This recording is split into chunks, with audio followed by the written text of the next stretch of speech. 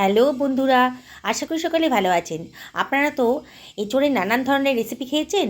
আজকে আমার মতন করে এইভাবে বানিয়ে খান, দেখবেন চিলি চিকেন খাওয়া ভুলে যাবেন, এতটাই টেস্টি হয়েছে।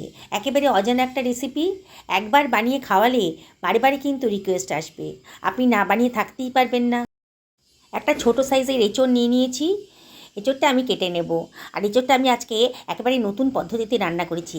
এঁচোড় কাটা তো খুব ঝামেলা, আমার এই পদ্ধতিতে রান্না করবেন, দেখবেন কোনো ঝামেলাই নেই। এঁচোড়টাকে বড় বড় সাইজের করে কেটে খোসা সহই আমি প্রেশার কুকারে দিয়ে দিলাম।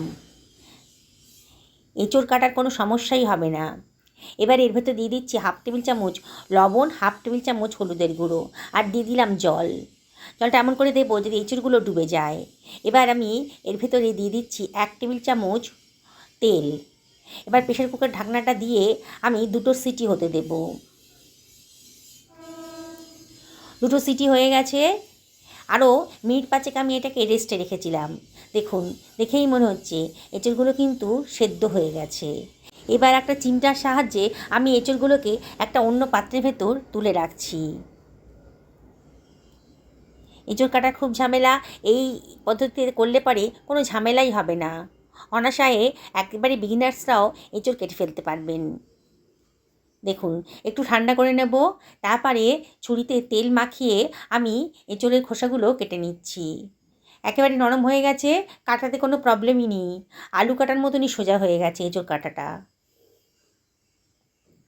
এইভাবে খোসাগুলোকে আমি কেটে নিচ্ছি, একেবারে নরম হয়ে গেছে। সমস্ত এঁচোড়ের খোসাটাও আমার কাটা হয়ে গেছে। ভেতরে সাদা মতন যে অংশটা থাকে শক্ত মতো, সেটা ফেলে দিলাম। দিয়ে এঁচোড়গুলোকে একটু মাঝারি সাইজের করে কেটে নিচ্ছি, খুব বেশি বড়ও করিনি, খুব বেশি ছোটও হয়নি। দেখছেন তো বন্ধুরা, এঁচোড় কাটাটা কতটা সোজা হয়ে গেল। সমস্ত এঁচোড়গুলো আমার কাটা হয়ে গেছে। এবার এর ভেতরে আমি দিয়ে দিচ্ছি হাফ টেবিল চামচ লবণ, 1/4 টেবিল চামচ হলুদের গুঁড়ো দিলাম, হাফ টেবিল চামচ জিরের গুঁড়ো দিলাম, হাফ টেবিল চামচ লঙ্কার গুঁড়ো দিলাম, হাফ টেবিল চামচ গোলমরিচের গুঁড়ো দিলাম, হাফ টেবিল চামচ চাট মশলাও দিয়ে দিলাম, দারুণ সুন্দর একটা চটপটার টেস্ট আসবে। আর 1 টেবিল চামচ কর্নফ্লাওয়ার দিলাম, 1 টেবিল চামচ সাদা তেলও দিয়ে দিলাম। দিয়ে সব কিছু আলতো হাতে ভালো করে মাখিয়ে নেব। মশলাগুলো এঁচোড়ের গায়ে খুব ভালো করে মাখিয়ে নিতে হবে, আলতো হাতে করতে হবে, নাহলে এঁচোড়গুলো তো সেদ্ধ হয়ে গেছে, চটকে যাবে। দেখুন, সুন্দরভাবে মাখানো হয়ে গেছে, সরিয়ে রাখলাম। আমি 3খানা ছোটো সাইজের ক্যাপসিকাম নিয়ে নিয়েছি।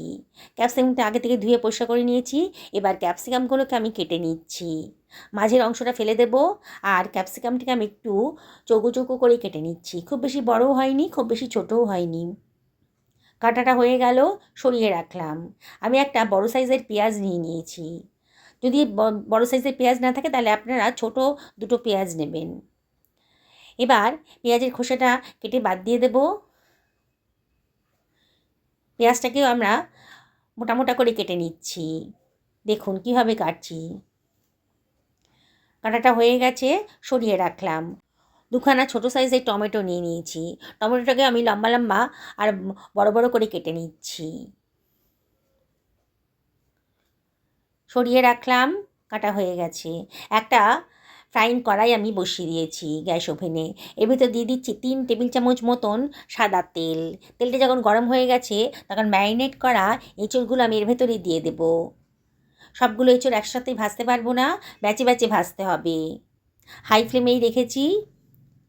কিছুটা পরিমাণ ম্যারিনেট করা এঁচোড় আমি দিয়ে দিলাম। দিয়ে এগুলোকে আমি সব কিছু ভালো করে মিশিয়ে নিচ্ছি। বারে বারে নাড়াচাড়া করে এঁচোড়গুলোকে আমি ফ্রাই করে নেব। এত সুন্দর টেস্ট না বন্ধুরা, একবার যদি বানিয়ে খান চিলি চিকেন খাওয়া ভুলে যাবেন। নানান ধরনের রেসিপি তো খেয়েছেন এঁচোড়ের, একদিন আমার মতন করে এইভাবে বানিয়ে খান। দেখুন, সুন্দর একটা গোল্ডেন কালার চলে এসেছে এঁচোড়ের গায়ে। আমি এঁচোড়গুলোকে তুলে অন্য একটা পাত্রের ভেতর রেখে দিচ্ছি।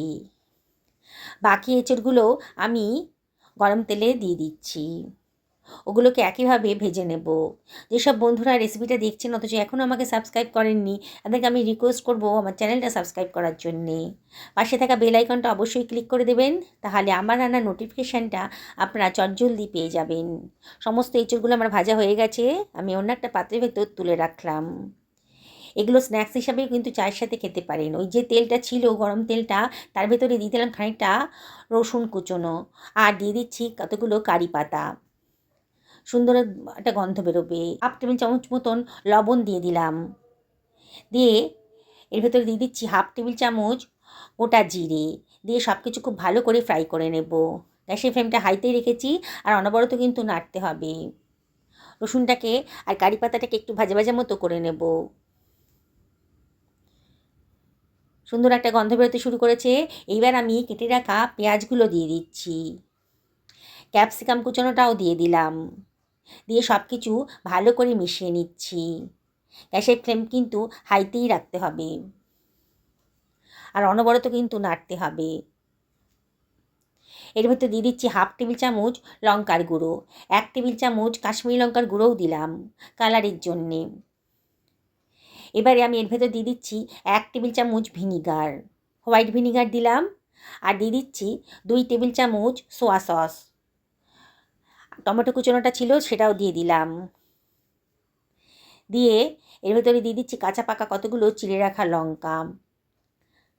খুবই কালারফুল আর অসম্ভব টেস্টি একটা রেসিপি আজকে তৈরি হতে চলেছে।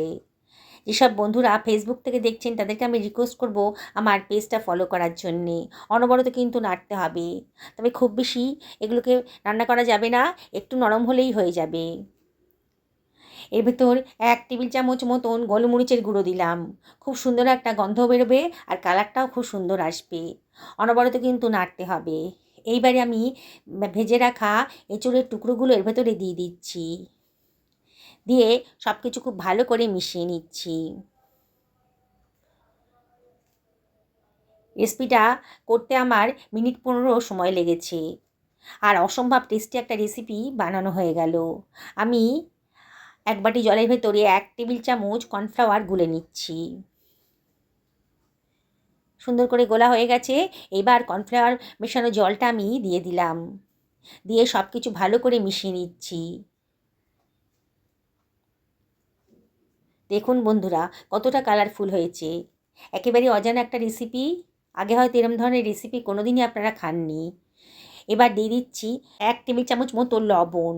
লবণটা কম হয়েছিল বলে লবণটা দিলাম। খানিকটা ধনেপাতা কুচোনোও দিয়ে দিলাম। দিয়ে সব কিছু খুব ভালো করে মিশিয়ে নিচ্ছি। লুচি, রুটি, পরোটা, ভাত, পোলাও যার সাথেই খান না কেন অসম্ভব টেস্টি। 1 টেবিল চামচ মধুও দিয়ে দিলাম, অপশনাল, তবে দিলে পরে কিন্তু দারুণ সুন্দর একটা টেস্ট আসবে। 1/2 টেবিল চামচ সাদা তিলও দিয়ে দিলাম। দিয়ে সব কিছু খুব ভালো করে মিশিয়ে নিচ্ছি। গ্যাসের ফ্লেমটা অফ করে দিয়েছি।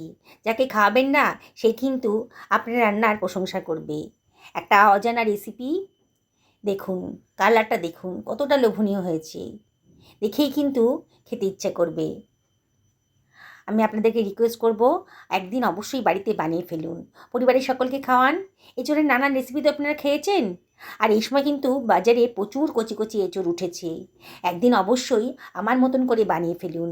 একটা প্লেটে সার্ভ করে দিয়েছি, ওপর থেকে একটু ধনেপাতাও দিয়ে দিলাম। কতটা কালারফুল হয়েছে দেখুন। আবারও আপনাদেরকে রিকোয়েস্ট করব, একদিন অবশ্যই বাড়িতে বানান, পরিবারের সকলকে খাওয়ান, নিজেও খান। দেখুন এঁচোড়গুলো কিন্তু একেবারে নরম হয়ে গেছে। সুস্থ থাকুন, ভালো থাকুন এই কামনা করে ভিডিওটি শেষ করলাম। নমস্কার নেবেন।